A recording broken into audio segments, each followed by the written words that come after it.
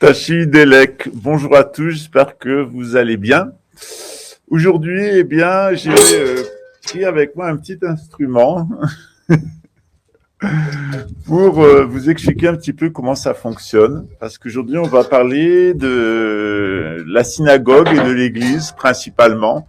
On va parler, dans les Israélites, dans la lignée de Jacob Israël, les gens qui ont accepté Jésus et les gens qui ont refusé Jésus.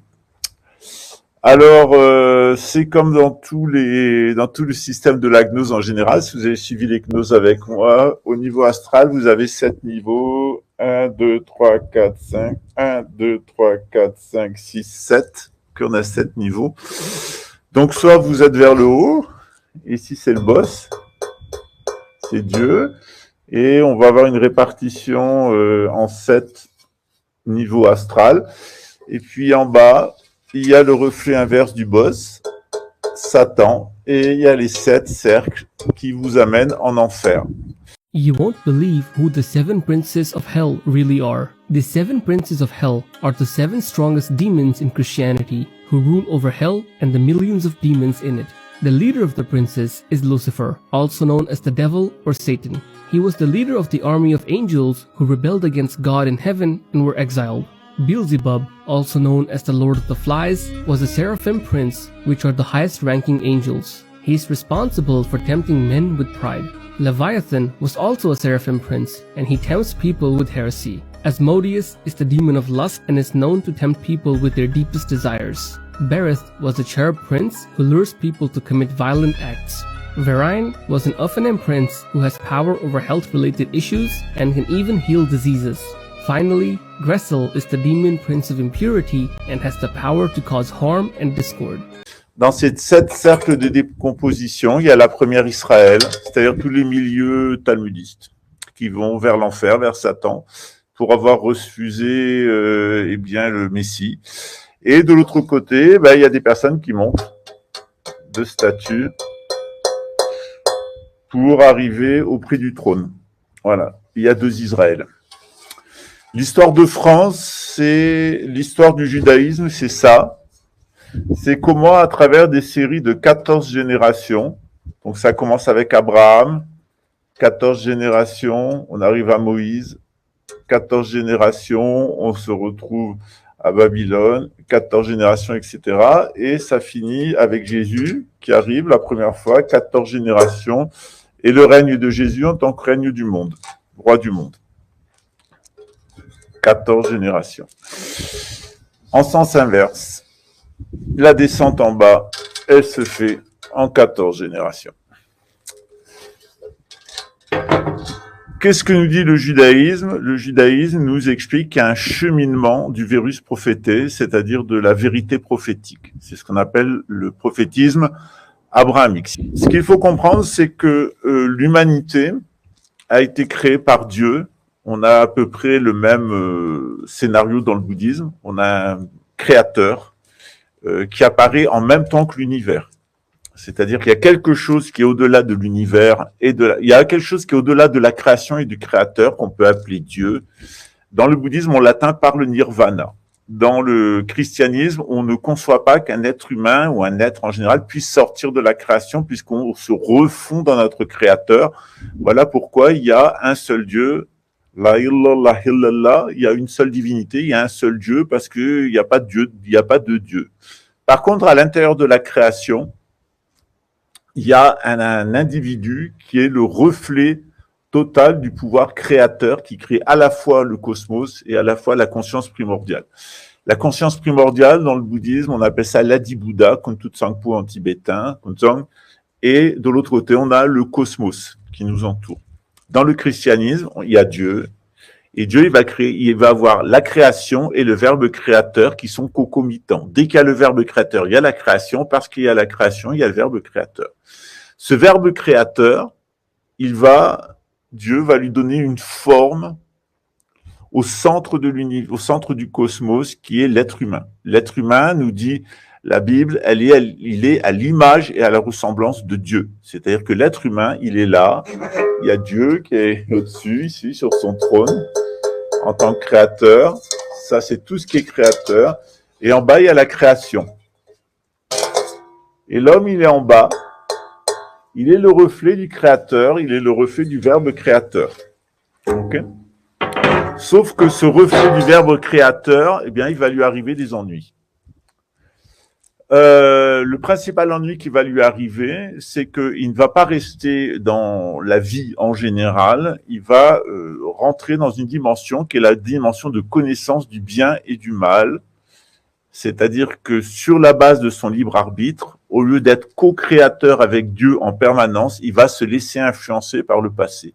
Il va connaître le bien et le mal du passé. Et normalement, dans la création, la mémoire des créations qui ont raté, parce que ça arrive qu'elles ratent, c'est comme ça, même si on a un créateur parfait, vous pouvez être un créateur parfait, vous pouvez être un meilleur père, vous pouvez avoir un enfant mongolien, estropié, etc. Eh bien, il y a un certain nombre de défauts qui peuvent affecter une création. Et l'être humain, il est affecté dans le bouddhisme d'un défaut, c'est qu'il est ignorant. C'est-à-dire qu'à l'origine, lorsque l'être humain il est créé, il est le reflet du Créateur, il est parfaitement connaissant. Dans l'Évangile, dans la Bible, dans le Coran, c'est le moment où Dieu demande à Adam de nommer toute la création autour de lui. Et Adam est capable de nommer toute la création autour de lui. On connaît toutes les racines, c'est lui qui, par sa voix, crée. Et le reflet du verbe créateur, il est co-créateur. Or, il y a un incident. Cet incident, c'est quand arrive l'élément mémoriel. Pourquoi ? Du fait du libre arbitre, à l'intérieur de chaque création, à cause du libre arbitre, il peut avoir des erreurs, des anomalies qui sont faites. Comment un Dieu parfait peut amener une création imparfaite ? Bien, comment vous, qui essayez d'être un père parfait, vous, de temps en temps, vous pouvez avoir des enfants qui sont imparfaits. Ben, c'est pareil, ça fait partie du libre arbitre, c'est-à-dire que par moment, on commet des erreurs. Qu'est-ce qui nous fait commettre des erreurs ? C'est justement la mémoire de ce qui a été fait dans le passé. C'est-à-dire, dans le bouddhisme, on considère que non seulement on est ignorant, mais en plus, du fait de notre ignorance, on est sous l'emprise des conditionnements du passé.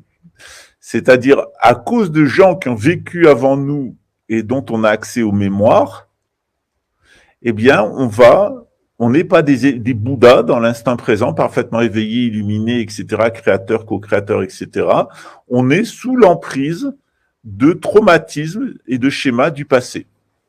Vous savez que tout le MK Ultra, il fonctionne comme ça, c'est créer des traumatismes chez les enfants, par les guerres, par l'adoption, par les violences, etc., par les abus sexuels, parce que quand on traumatise un enfant, sa conscience, elle va se cloisonner. On peut prendre le contrôle d'une de ses individualités, la rendre parfaite, et tout le reste est pourri. Et c'est ce que fait le MK Ultra, c'est-à-dire qu'on peut rendre un individu parfait dans un domaine. On peut en faire un parfait pilote d'essai, on peut en faire un parfait avocat, on peut en faire un parfait président, etc. Mais à côté, tout va être pourri. Enfin, parfait pour le programmateur. Le programmateur a un robot qui va lui écouter, qui va l'écouter. Je ne sais pas si vous avez déjà élevé des chevaux, mais vous avez deux méthodes pour les chevaux. Moi, j'ai vécu avec des chevaux toute mon enfance. Mon père, il avait la méthode douce, c'est-à-dire que les chevaux, on leur parle par la gentillesse, par l'amour, on obtient d'eux ce qu'ils font, ce qu'on veut, parce qu'ils le font par amour et par gentillesse, par syntonie avec vous. Moi, je me suis retrouvé à me promener à cheval avec des chevaux. Quand c'était dangereux et que moi je le percevais pas, le cheval le percevait et me donnait l'information. Et je fonctionnais avec lui, avec ses peurs à lui, mes peurs à moi. On trouvait un accord tous les deux pour aller se promener ensemble. J'ai eu des expériences absolument géniales, des moments géniaux de spiritualité grâce aux chevaux. Par contre, vous pouvez avoir la méthode dure. Come on, to the radio on. It's Friday night and I won't be long. Gotta do my hair, I put my makeup on. It's Friday night and I won't be long. Till I hit the dance floor, I got all. C'est-à-dire que quand vous allez traumatiser le cheval en le débourrant, en le tapant, en le cassant d'un point de vue psychologique, et vous allez en faire un pantin. Donc votre cheval, il devient un pantin. Il est obéissant, vous l'avez cassé, et il devient un pantin. Ça, c'est l'autre méthode. Eh bien, chez les enfants, dans les sociétés, c'est pareil, où on a des sociétés où on éduque les gens avec amour, où il y a des sociétés où on a besoin de casser les gens et on en fait des pantins. Eh bien, c'est ce que a fait Dieu. Dieu, il s'est comporté avec amour, avec toute l'humanité, et l'humanité, grâce au libre arbitre, en a fait ce qu'elle voulait et elle en a fait que du mal. C'est-à-dire que l'humanité était tombée dans une perversion extrême. Et voyant que l'humanité était dans une perversion extrême, Dieu a sélectionné des personnes qui étaient capables de comprendre et de l'entendre, et il a annoncé un grand déluge il y a 14 000 ans qui a liquidé presque toute l'humanité. Il a continué à se comporter avec amour envers l'humanité qui acceptait de le suivre, et puis ça a recommencé. Alors Dieu a décidé, je vais essayer une autre méthode. Je vais utiliser la méthode de te casser et de faire de vous des pantins. Et Dieu a pris Abraham, qui n'avait pas d'enfant. Il a pris Ur, qui était la ville la plus pourrie de l'époque, où on jetait des enfants dans le feu, qui était encore pire que la société actuelle. Tous les prémices de la société actuelle étaient à Ur. Et Dieu choisit Abraham et il se dit, je vais tenter avec cette race dégueulasse de Ur, qui est complètement dans le babélisme, qui est complètement dégueulasse, je vais essayer de faire quelque chose. Et si ça marche avec ces gens qui sont les pires, eh bien, ça marchera pour toute l'humanité. Ça, c'est pas moi qui l'invente, c'est dans le Talmud, figurez-vous. C'est que Dieu a choisi dans Abraham, qui a choisi Abraham parce qu'il était soumis à Abraham lui était soumis, mais Abraham était dans un peuple qui était tellement dégueulasse que sa femme était stérile et que Abraham n'allait pas avoir d'enfant. Donc Dieu a choisi Abraham. Abraham a fait confiance à Dieu, il a suivi Dieu et il a donné naissance à deux peuples. Le peuple d'Ismaël, d'un côté, et de l'autre côté, le peuple d'Isaac. Dans le peuple d'Isaac, on va avoir deux peuples. On va avoir le peuple d'Édom, c'est-à-dire le peuple des violents. C'est tous ceux qui sont de descendants d'Ésaü. C'est les Phéniciens, les Grecs, les Romains, les Germains, les Anglo-Saxons. C'est les gens qui dirigent actuellement le monde occidental. Et de l'autre côté, il y a les Israélites, qui sont les descendants de Jacob Israël. Israël, ça veut dire celui qui est en lutte avec Dieu, parce qu'il y a eu une lutte entre Jacob Israël, entre Jacob et un ange. Voilà. Et donc, ce peuple à la nuque raide, épouvantable, orgueilleux, prétentieux, méchant, voleur, alors menteur comme des arracheurs de dents, voleurs comme les pires des malandrins et tueurs comme les pires des salopards, c'est le peuple israélite. Et c'est pour ça que Dieu l'a choisi. Il se dit, si j'arrive à faire quelque chose avec ce peuple de criminels, de menteurs, de voleurs et d'assassins, j'arriverai à le faire pour toute l'humanité. C'est pas moi qui le dis, c'est dans le Talmud. Et c'est les rabbins qui le disent, ce propos, c'est des propos rabbiniques. Et qu'est-ce qui se passe? Eh bien, Dieu amène Abraham en Canaan. Il dit, tu vois, eh bien, toute la famille de pourris que tu as à Ur, c'est des Amorites. Et ici, dans ce territoire des Amorites, il est très important pour moi, d'un point de vue géomagnétique, pour la Terre. Je te donne l'ordre de t'installer ici, de zigouiller toutes les personnes qui sont là. Et c'est ce qui va se passer. Les Israélites arrivent, ils mentent, ils volent et ils tuent. Mais au moins, ce à quoi ils sont habitués, il n'y a pas plus menteurs, voleurs et tueurs que des Israélites. C'est normal, Dieu les a choisis pour ça. Mais ils vont le faire dans un but qui est supérieur. Ce but supérieur, c'est de permettre, en éduquant ce peuple, en lui tapant sur la tête à la méthode dure, d'obtenir de ce peuple qu'à un moment, il y ait une femme qui soit capable de recevoir l'esprit, d'avoir un enfant, et cet enfant va devenir le sauveur du peuple juif et le sauveur de l'humanité, et c'est Jésus. Il y a des juifs qui vont l'accepter. Ils vont devenir chrétiens. Et il y a des juifs qui vont pas l'accepter. Et ils vont construire une nouvelle religion, la synagogue talmudique, en opposition au christianisme. C'est-à-dire qu'ils vont rejeter la divinité de Jésus, du Christ, de l'Emmanuel, et ils vont construire un anti-système entièrement en opposition au christianisme. Alors en France, on a beaucoup de chance, on a une communauté hébraïque qui est très ancienne, c'est-à-dire depuis la période égyptienne, c'est pareil au Maroc. Au Maroc, il y a le roi du Maroc, Mohamed VI, appartient à cette communauté. Il y a une communauté d'Hébreux au Maroc, il y a une communauté d'Hébreux en Gaule, à l'époque ça s'appelait la Gaule, en Celtie et en Grande-Bretagne, disons en France et en Grande-Bretagne pour faire simple, et cette communauté juive qui est là, enfin plutôt hébraïque, qui devient ensuite juive, eh bien, qui suit les enseignements du judaïsme, eh bien, elle va accueillir le christianisme et elle va se convertir dans son immense majorité au christianisme. C'est les premières communautés chrétiennes dans le sud de la France, à Arles notamment. Ensuite, c'est Rennes-le-Château, qui est un énorme centre commercial et administratif et politique à l'époque. Et c'est Glastonbury, en Angleterre, Avonsbury, Glastonbury. Donc sur l'Avon, sur la rivière l'Avon, c'est dans le Wiltshire. Voilà, ma famille est originaire de là. Qu'est-ce qui se passe? Eh bien, ces gens-là se convertissent au christianisme, à l'enseignement de Jésus. Et donc, on a une tradition qui commence, qui est la tradition chrétienne celtique, qui va dominer l'Europe du Nord, qui va se diffuser dans toute l'Europe du Nord pendant un certain temps et dans le sud de la France. L'Empire romain, lui, il continue son chemin. Le christianisme continue à se développer. Et comme vous le savez, les chrétiens, ils aiment les autres comme eux-mêmes. Donc, ça fait des chrétiens des gens extrêmement moraux. Et la communauté chrétienne, pour sa grande moralité et son grand amour, eh bien, elle va gagner en réputation. C'est-à-dire que malgré toutes les persécutions des Romains, et derrière les persécutions des Romains, il y a les rabbins du talmudisme qui vont pousser Rome à persécuter les chrétiens, à les assassiner et les persécuter. Malgré ces persécutions, eh bien, le christianisme gagne en autorité, les chrétiens aussi. Et à un moment, l'idée se fait face à des très grands désordres qui affectent Rome, c'est-à-dire Rome, vous vous souvenez-vous que les Romains, c'est des Édomites, hein, c'est les descendants, c'est les cousins des Israélites. Eh bien, ils ont une idée avec les rabbins, ils vont créer le catholicisme romain.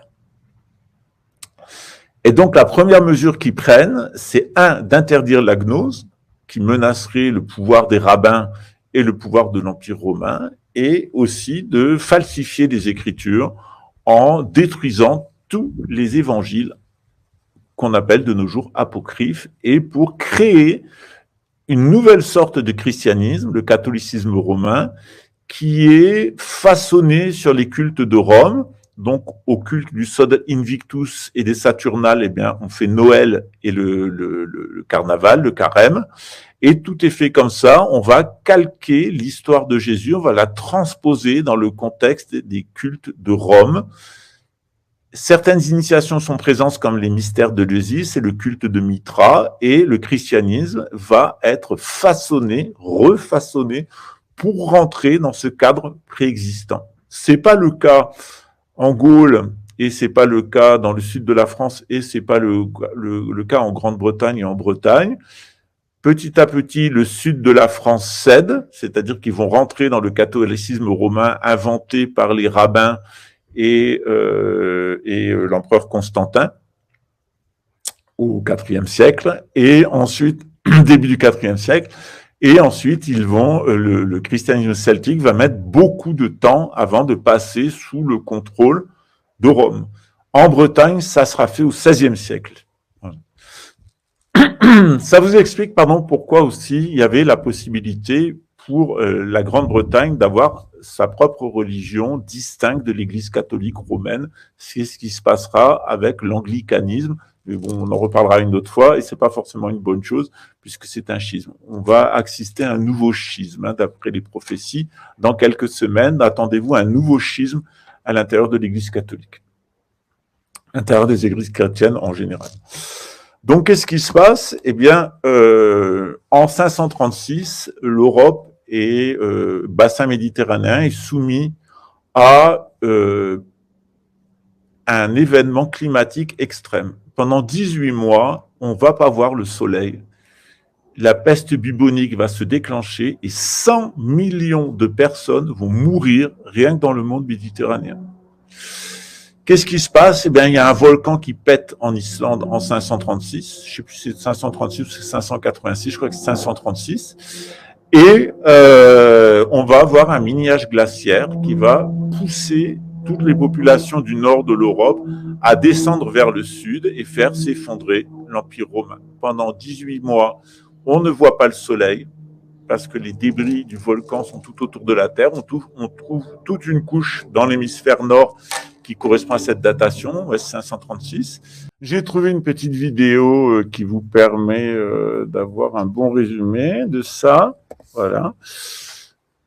Mais qu'est-ce qui s'y est passé? Les scientifiques ont découvert qu'au début de cette année, un volcan islandais est entré en éruption. Bon, jusque-là, ça va. Ouais, sauf que ça a créé un nuage de fumée qui a recouvert toute l'Europe, le Moyen-Orient et une partie de l'Asie, les gens ne voyant plus les rayons du soleil pendant 18 mois. Et c'est pas tout. Les températures ont baissé de plus de 1,5 degré en été, jusqu'à y voir de la neige en Chine. Forcément, ça a eu un impact sur les cultures qui étaient désastreuses, et donc une grande période de famine s'est ouverte. Et même après 536, ces âges sombres n'étaient pas finis. Des volcans sont encore entrés en éruption en 540 et 547, mais surtout, seulement 5 ans après, la peste bubonique s'abattra sur la Méditerranée, tuant 100 millions de personnes, soit plus d'un tiers de la population locale, et précipitant même la chute de l'Empire romain.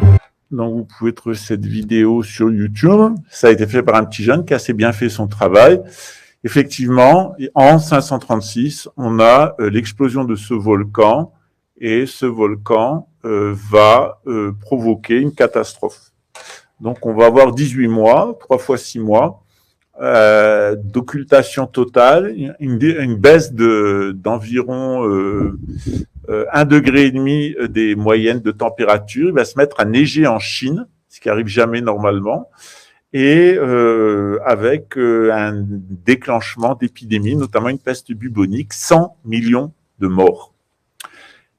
L'Europe va jamais s'en remettre. L'Empire romain va jamais s'en remettre.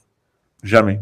On a un effondrement, et sur cet effondrement, on a un retour au culte du celtisme, qui ressemble beaucoup au bouddhisme tibétain. Si vous voulez comprendre à peu près quelle était la religion des Celtes, regardez le bouddhisme tibétain, c'est les mêmes divinités.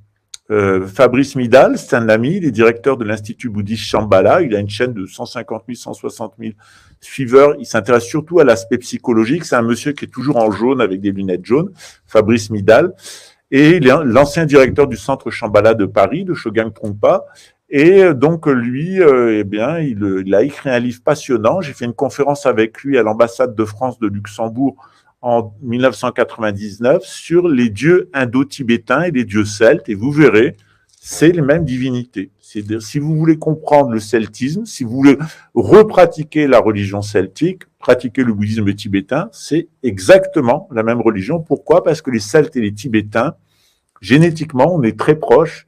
On est des Indo-Européens et on correspond à ces Homo sapiens qui sont arrivés sur les contreforts de l'Himalaya.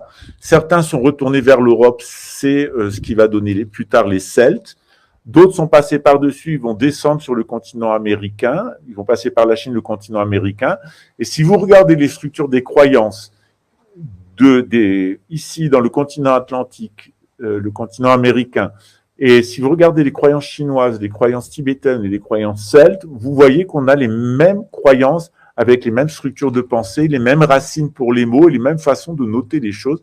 Il y a même un alphabet primordial de 32 mots qu'on retrouve assez facilement, 32 pictogrammes qui vont donner les sinogrammes. Les idéogrammes plus vers le sud, ensuite, vont donner eh bien l'alphabet celtique, l'alphabet runique. Donc, qu'est-ce qui se passe? On a, pardon, on a une, je fais un peu fort dans la piscine. On a une période d'occultation où plus personne ne sait lire et écrire. Il y a d'extrême violence. Et il y a les gens du Nord qui, notamment les Danois, on appelle ça les Vandales à l'époque, ils vont descendre vers le sud et ils vont se mettre à tout piller et à tout détruire, jusqu'à ce qu'on arrive à les fixer à un endroit qui s'appelle la Bourgogne. Et la Bourgogne, les Bourguignons, la peste soit du Bourguignon. À l'origine, c'est des Vandales, c'est des Danois, ils sont blonds aux yeux bleus. Et ces gens-là qui étaient affamés, c'est du genre de Vikings, parce qu'il n'y avait plus rien au nord, ils vont mettre toute la Gaule à feu et à sang, ils vont même aller jusqu'au Rhum. Bonjour le puits envelé, Richard. Et donc, on a une période où les croyances celtiques sont revenues, le christianisme est vraiment minoritaire. Il y a un christianisme celtique en Grande-Bretagne, en Armorique, c'est-à-dire en Bretagne, dans le sud de la France, et il y a des communautés chrétiennes autour de Rome qui continuent. Mais c'est vraiment un pouvoir qui est très chancelant. Le christianisme est près de s'éteindre. Les foyers commerciaux sont toujours tenus par des juifs talmudistes qui, eux, ont un certain pouvoir, surtout à Rome. C'est vrai pour Rome, pour Barcelone, dans le sud de l'Espagne, au Maghreb. Donc là, c'est un petit peu plus calme. Les Visigoths ont envahi tout le sud de l'Europe. Et les Visigoths ne sont pas chrétiens, ils continuent à avoir ces cultes celtiques, mais les communautés talmudistes sont extrêmement influentes. Il faudra attendre l'islam pour détruire cet empire wisigoth dont la capitale était Toulouse, et pour au 8e siècle, pour finalement amener l'islam et le monothéisme abrahamique dans tout ce monde qui va jusqu'à Poitiers. Qu'est-ce qui se passe dans le nord de l'Europe? Eh bien, on a des descendants de Jésus et de Marie-Madeleine qui ont quitté Rennes-le-Château, qui se sont réfugiés dans les marais des Flandres qu'on appelle les Francs. Et ces Francs-là, ils vont redescendre vers la région actuelle du Pas-de-Calais et de la Picardie, ils vont venir vers ce qu'on appelle l'île de France, puis le Val-de-Loire, et ils vont créer le royaume des Francs. Salut du Bourguignon. Et là, eh bien, il va se passer quelque chose d'un peu particulier. Il y a Clovis, le roi des Francs, surtout le roi des Francs qui décide de se convertir au christianisme. Et on a une espèce d'épopée qui se met en place en France, qui va être un petit peu particulière. Avec Hugues Capet, en 987, on a véritablement la création du royaume de France, où il y a un roi de France qui est couronné par l'autorité spirituelle de Rome, et qui va créer un destin un petit peu particulier. On laisse Clovis de côté, roi des Francs, là on est avec Hugues Capet. Et avec Hugues Capet, on a vraiment, en 987, quelque chose d'extraordinaire. On a une réunion de toute la noblesse et du peuple, et il y a un accord qui se passe. Cet accord, il est passé entre le pape, Charlemagne avait déjà fait la même chose.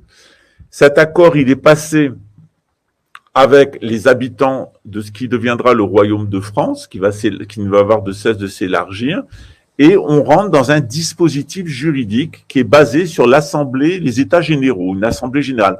On réunit tout le monde, les nobles sont là, le clergé est là, et on va nommer une des personnes de la noblesse comme roi de France, et on va sceller un pacte. Ce pacte, c'est que on abandonne tous les cultes anciens qui ressemblent un peu au bouddhisme tibétain, comme j'ai vu, du celtisme, on laisse tomber le talmudisme, puisqu'il a refusé le message de Jésus, et on consacre le royaume à la deuxième Israël, des descendants de Jésus par les femmes, et c'est la noblesse franque, la noblesse qui deviendra la noblesse française. Et ces gens-là, eh bien, à partir de 987, en ayant réuni tout le monde, créent une espèce un pacte avec Dieu, avec le Vatican, avec la population, avec une idée, c'est qu'on se met directement sous le regard de Dieu par l'intermédiaire de Jésus. Donc, on reconnaît Jésus comme étant l'incarnation de Dieu. Donc, Jésus est le nouvel Adam. Il est le reflet de Dieu sur terre sous forme humaine. On se dédie à lui. Donc, Jésus est notre intermédiaire avec Dieu. Il y a l'autorité spirituelle qui est Rome. On reconnaît le Saint-Empire romain germanique comme successeur de l'Empire romain. Mais le roi de France, lui, il a un rôle non seulement matériel, mais spirituel. Il est le chef de la nation chrétienne. Il est le chef des descendants de Jésus, qu'on appelle les Francs. La France est née du baptême de Clovis, avec l'appui de l'évêque Saint-Rémy. Principe qui perdure jusqu'au roi Louis XVI. Le système repose sur le principe suivant: le souverain est le lieutenant du Christ. C'est-à-dire qu'il est l'intermédiaire entre le Christ et le peuple de France. Et ce souverain, lieutenant du Christ, doit organiser le pays en conformité aux lois de l'Église. Ce concept du roi de France, lieutenant du Christ, a été rappelé par Sainte Jeanne d'Arc lors d'un événement extraordinaire. Sainte Jeanne d'Arc s'adresse le 21 juin 1429 au dauphin Charles et lui demande, grâce à un acte notarié, de lui donner son royaume. Et le dauphin Charles, le futur Charles VII, étonné, consent à le faire. Il dit je donne mon royaume à Jeanne. Et celle-ci lui répond: je donne le royaume à Jésus. Et elle ajoute: Jésus rend le royaume à Charles. C'est le résumé de la science politique française qui rappelle le baptême de Clovis, qui est que le véritable roi de France, c'est le Christ, et que le souverain n'est que l'intermédiaire. Cet événement extraordinaire, inouï, est la marque de notre pays, de notre civilisation. Et cette communauté, qui est véritablement une nation de nomades, elle est fixée là, mais pour l'instant, elle est sur cet hexagone gaulois, mais dans l'histoire, elle va se déplacer. Elle va se déplacer vers le nord de l'Europe, notamment vers l'Angleterre, elle va se déplacer vers le Canada, avec la France australe, elle va se déplacer ici vers l'Amérique du Sud. On a un déplacement de la couronne qui est un ensemble de nomades en réalité, qui sont sacralisés, qui sont les descendants de Jésus, qui ont une mission spirituelle. Cette mission spirituelle va leur permettre de construire une très belle civilisation à partir de Saint-Louis. Ça commence avec une Capet, mais c'est acquis avec Saint-Louis, qui est la civilisation française, qui est une civilisation chrétienne qui repose sur un pacte. Lorsque le pacte est menacé, eh bien, qu'est-ce qu'on fait? On réunit les religieux qui dépendent de Rome, c'est l'Église catholique, on réunit la noblesse qui est descendante de Jésus, et on réunit les populations qui sont présentes sur le territoire administré par la noblesse et le Vatican, le peuple, et on fait ce qu'on appelle les États généraux. Et une voix égale une voix. Un tiers, c'est des nobles, un tiers, c'est des religieux, un tiers, c'est le tiers-État, c'est-à-dire les gens, en règle générale, qui appartiennent ni à la noblesse, qui sont des descendants de Jésus, ni au clergé, qui sont sous le pouvoir de Rome. On se met ensemble, et un tiers, on décide, ça s'appelle les États généraux. Ça a été fait à chaque fois que le royaume de France a eu des crises à partir du Capet, on a réuni les États généraux. C'est ce que fait Louis XVI en 1789. Il voit que la France est dans une impasse à cause de la crise du Mississippi, c'est-à-dire pendant la Régence, la famille d'Orléans est au pouvoir et elle va, avec les Rothschild, faire rentrer la France dans un délire de spéculation sur les marchés boursiers, avec la vaste escroquerie du Mississippi, c'est une espèce d'énorme bulle boursière. On va impliquer la couronne dedans pour continuer à faire monter les cours et faire le maximum d'argent. Qui fait ça? Les Orléans qui sont régents et la famille Rothschild qui arrive. Et le royaume de France se retrouve complètement ruiné au moment où Louis XVI arrive au pouvoir. C'est dommage parce que la France, préalablement, c'était la Chine de l'Occident. On était le pays le plus peuplé, 34 millions d'habitants, le plus éduqué, 85% de niveau d'alphabétisation, où les impôts étaient les plus bas. On ne fermait même pas sa porte, où les gens étaient civils, etc. Il y a des récits de voyageurs anglais du début du XVIIIe siècle qui sont étonnés de ce qu'ils découvrent en France. Ils disent « La France est un verger, le verger de Dieu. Il n'est lieu sans qu'on y trouvasse église, chapelle, dit-il, et etc., et oratoire, et calvaire. J'ai trouvé là un peuple pieux, éduqué et bon, prêt à recevoir l'étranger. Et que ne fait-on pour celui qui se déplace, etc., etc. Partout, on trouve gentillesse et bonté, etc. Le royaume de France est un jardin, le jardin de Dieu sur terre. Malheureusement, à cause des Orléans, dans la période de Régence, le royaume est amené à la catastrophe. Et quand Louis XVI arrive au pouvoir, eh bien, il se retrouve face à un très fort mécontentement de la noblesse, qui a été ruinée par Louis XIV et Louis XV à Versailles, et surtout par une bourgeoisie extrêmement arrogante qui rachète châteaux et demeures et fiefs et campagnes, et qui, elle, veut faire de la rentabilité. Et au nom de la rentabilité, la bourgeoisie des villes qui achète les grandes propriétés terriennes va exploiter les paysans de manière honteuse, provoquer des famines, spéculer sur les grains. De plus en plus, il y a toute une partie de la population pour échapper à la faim dans les campagnes qui va vers les villes pour trouver emploi. Ils se vendent comme employés domestiques. Finalement, les plus habiles se retrouvent ensuite à travailler bien chez des maîtres artisans et on va petit à petit déréguler le marché du travail. Autrefois, les artisans ont seulement le droit d'avoir 20 employés et ça devient illimité. On a véritablement une espèce de capitalisme qui se crée, ce qui va créer toute une masse dans les villes qui est complètement sous le pouvoir de la bourgeoisie et qui va être le ferment sur lequel la bourgeoisie va instrumentaliser, gaver des idées maçonniques du talmudisme, la Révolution française. La Révolution française est complètement inspirée par la pensée talmudique.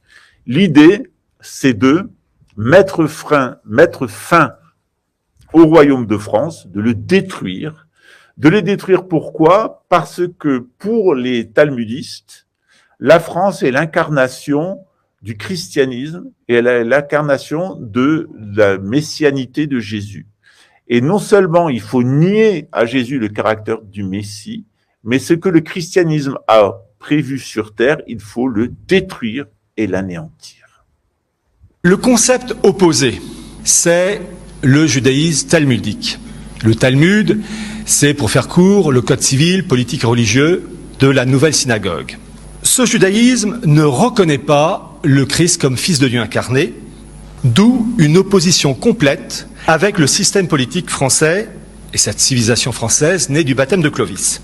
Les trois éléments que la synagogue rejette absolument sont l'incarnation, la Sainte Trinité et le sacerdoce catholique qui fait qu'un prêtre est ce qu'on appelle le transparent du Christ pour la confession, et puis pour la messe, le sacrifice non sanglant qui transforme le pain et le vin en corps et sang du Christ réellement.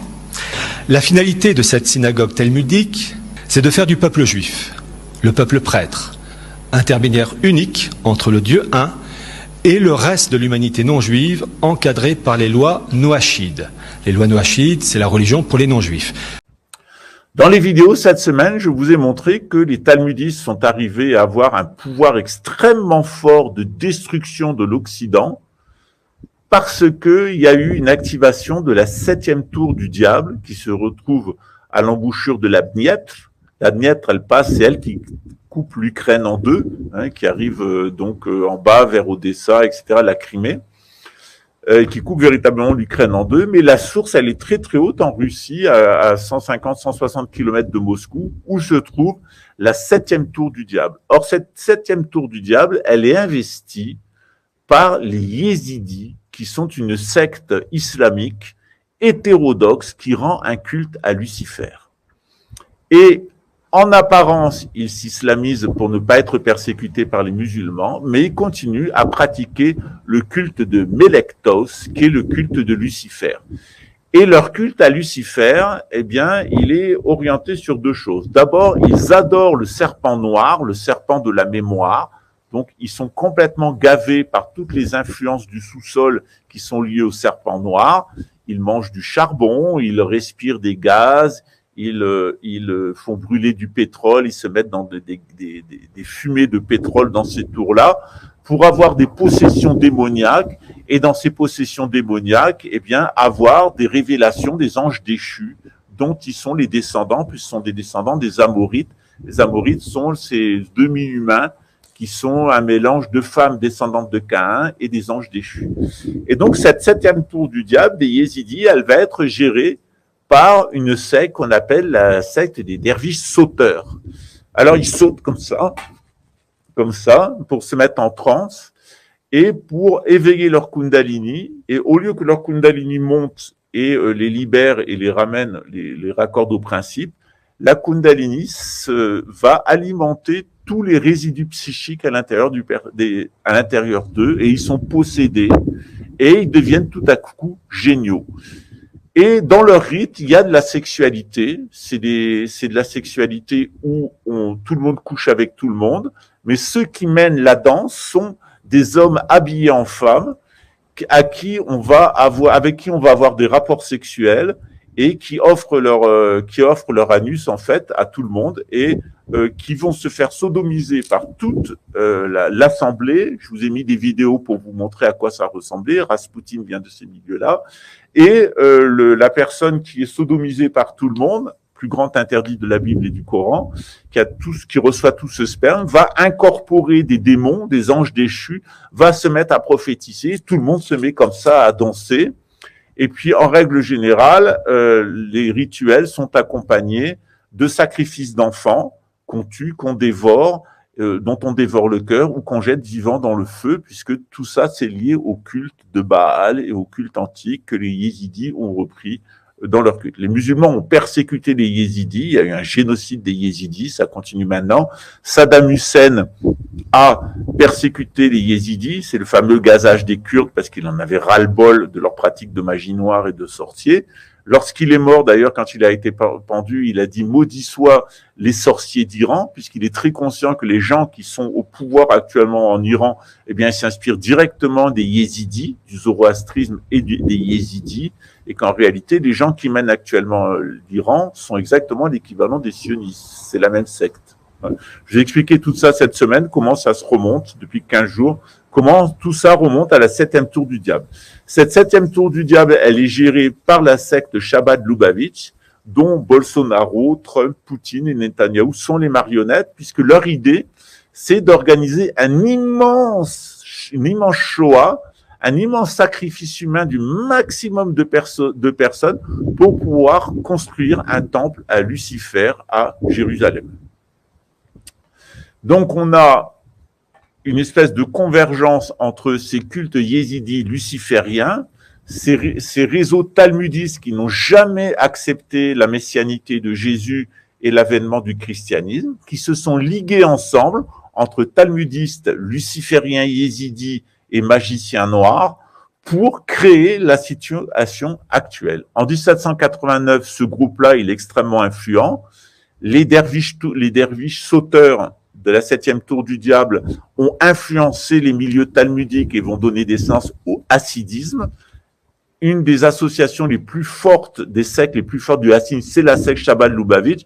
Je vous ai mis une vidéo sur la chaîne Telegram où on a un aveu noir sur blanc d'un des chefs de Chabad-Lubavitch que les tunnels étaient destinés à aller sous le quartier général de la secte aux États-Unis, étaient destinés à aller dans un souterrain, un réseau dessous où étaient organisés des rituels, d'où les poussettes laissées là, puisqu'il faut bien y amener les enfants, et les matelas tachés de sang, etc.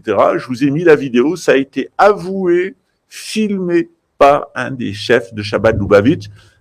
Too long. There was one more viral image going around, and this is the one everyone's been talking about.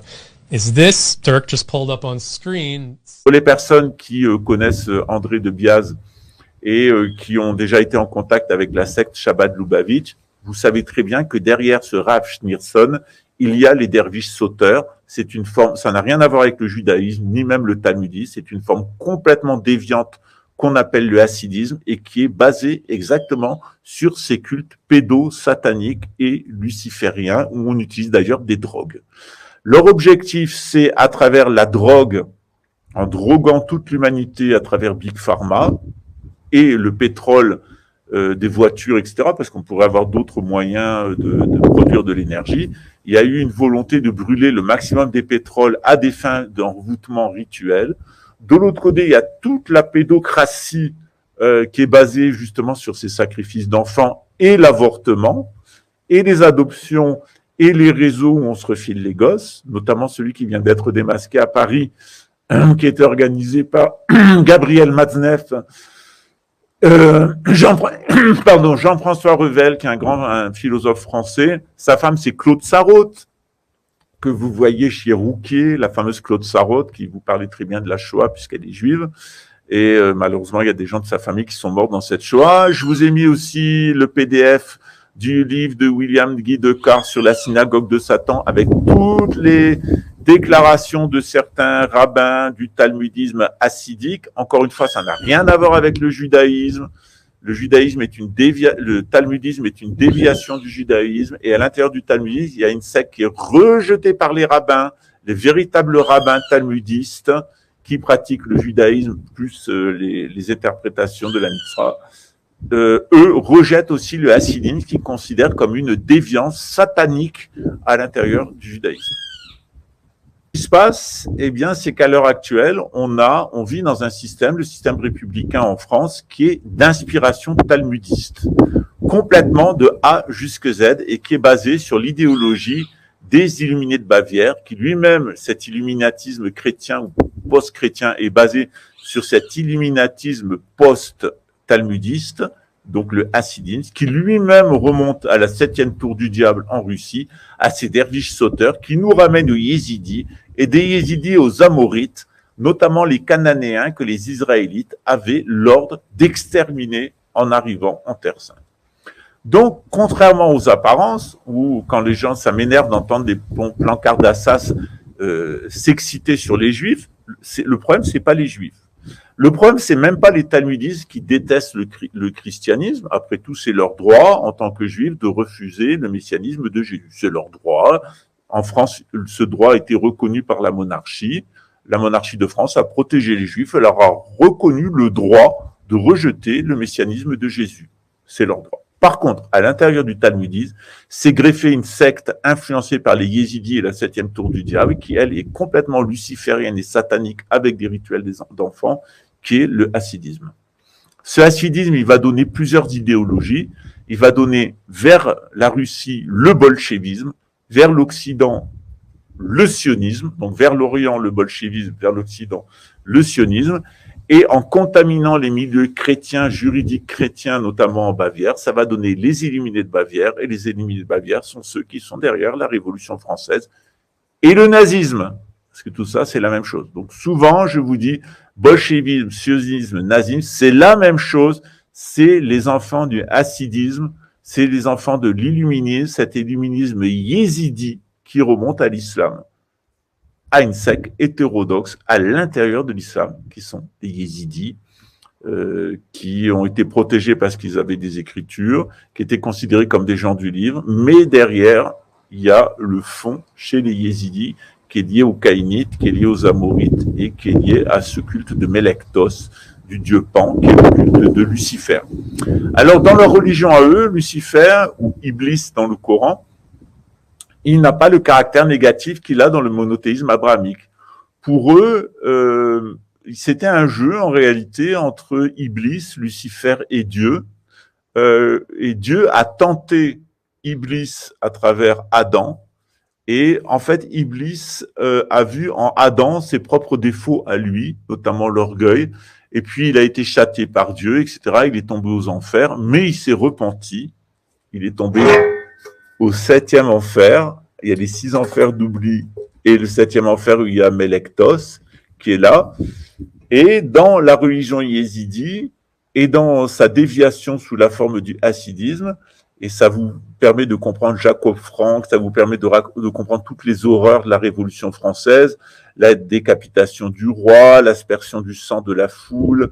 Ça vous permet de comprendre pourquoi ils ont tué tous les religieux catholiques qu'ils pouvaient, pourquoi ils mettaient des enfants dans des canons et ils tiraient pour recouvrir la ville de Lyon de sang, pourquoi ensuite ces révolutionnaires qui étaient inspirés de la pensée hassidique et de la pensée des yézidis, luciférienne, est partis à la conquête de l'Europe et de toutes ces guerres. Leur idée, c'est d'amener tous les gens par la dépravation morale et le rejet de la messianité de Jésus à travers les mondes de l'oubli, jusqu'au 7e enfer satanique, où là est Satan, Mélektos lui-même en tant qu'ange de lumière et prince de justice, c'est ce que dit Jim le Veilleur. Mais non, il est venu pour nous sauver, Lucifer. Sans lui, on serait restés des animaux dans le jardin d'Éden. Lucifer, c'est un ange. Mais il faut lire un petit peu quand même, un minimum.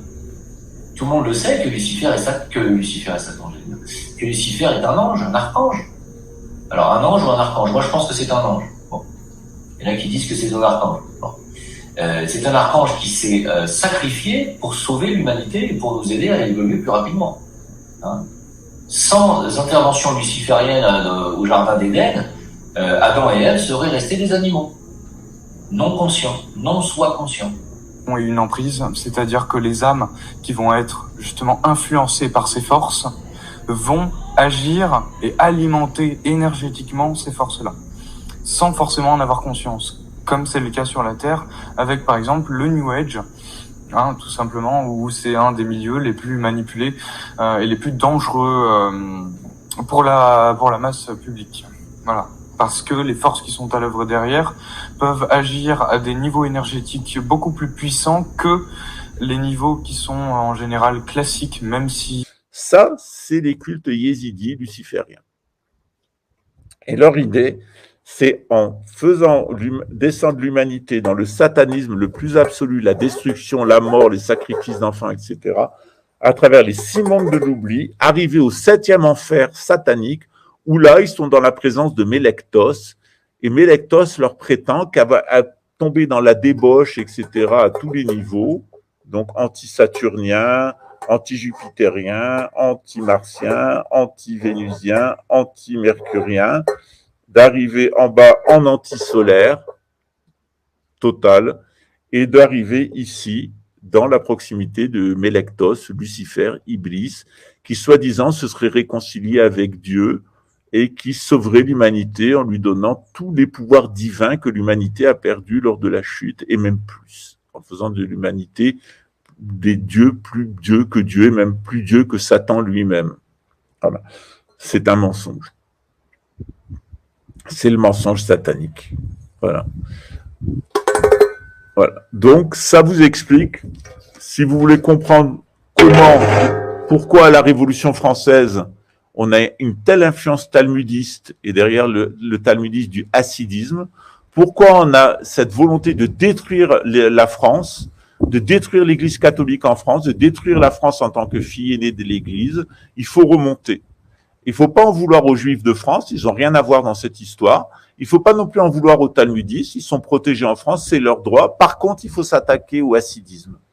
Et le hassidisme, il a son siège en Orient, en Europe orientale, dans la 7e tour du diable. Et quand on a accès à cette 7e tour du diable, j'aurais bien voulu y aller, mais j'ai pas pu, on remonte à ce qui est derrière, c'est-à-dire ces cultes yézidis et des yézidis aux Amorites. Vous comprenez pourquoi les Israéliens et les Iraniens ont voulu se débarrasser de Saddam Hussein, qui savait très bien que des deux côtés, c'était des magiciens noirs qui étaient liés au culte yézidi, aussi bien d'un point de vue du côté du hassidisme avec Israël que du côté du chiisme avec les ayatollahs.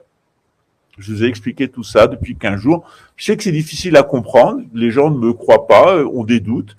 Je pense que Pierre Hillard a bien expliqué une partie du problème, mais René Guénon nous avait expliqué tout ça à propos des 7 tours du diable, et vous avez tout le détail de ce cheminement vers l'Antéchrist qui est raconté dans les 2 livres de Jean-Marc Lallemand, qui sont René Guénon et les 7 tours du diable, et les tréteaux de l'Antéchrist, où vous avez vraiment la construction d'un anti-abrahamisme depuis Ur. Si les Ur Lodge, par exemple, elles existent, eh bien, c'est justement parce qu'elles sont anti-abrahamiques, elles veulent revenir à Ur, avant Abraham, avant le projet de l'homme pour l'humanité.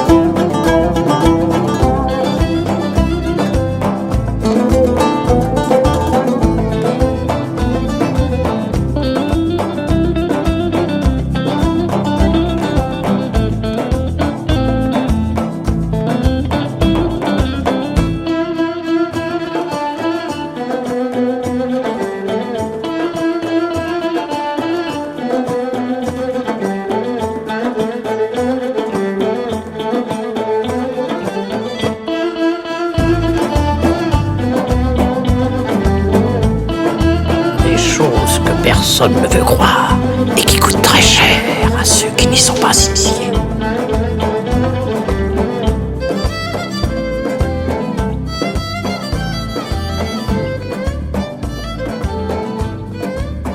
Te voilà prestement initié au secret de la pomme, en feras-tu bon usage?